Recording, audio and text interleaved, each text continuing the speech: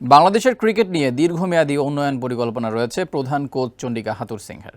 2023 সালে ওয়ানডে বিশ্বকাপ থাকায় সেভাবে ফোকাস করতে পারেননি তিনি। এবার টি-20 বিশ্বকাপের আগে টেস্ট দলের ক্রিকেটারদের বিশেষ পরিকল্পনা দিয়েছেন হাথুরু। জানা গেছে মমিনুল মিরাজদের সঙ্গে আলাদা বৈঠক করে অনুশীলন পরিকল্পনা দিয়েছেন চন্ডিকা হাথুরু সিংহে। পাকিস্তান ও ভারতের বিপক্ষে বিশ্ব টেস্ট সিরিজের জন্য ব্যাটারদের ভালোভাবে প্রস্তুত থাকতে বলা হয়েছে। হাথুরু সিংহের সঙ্গে আলাদা বৈঠকে কী নিয়ে কথা হয়েছে এমন প্রশ্নের জবাবে মমিনুল বলেন, খেলা না থাকলে খেলোয়াড়দের সঙ্গে মিটিং করে কিছু নির্দেশনা দেন কোচ। সেরকম একটা মিটিং ছিল। অবশ্য এবারের মিটিংটা একটু আলাদা। লিগ শেষ হলে টেস্ট ক্রিকেটারদের অনুশীলনে থাকতে বলা হয়েছে।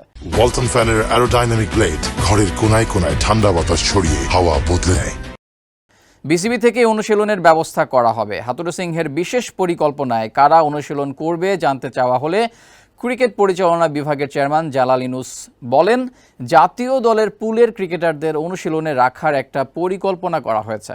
কোচ টেস্ট খেলোয়াড়দের সঙ্গে মিটিং করে পরিকল্পনা দিয়েছেন।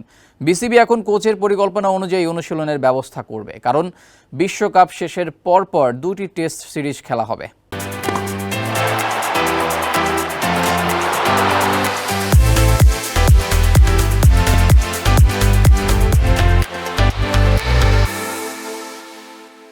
খেলাধুলার আরও খবর জানতে চোখ রাখুন কালবেলার ফেসবুক পেজ এবং ইউটিউব চ্যানেলে।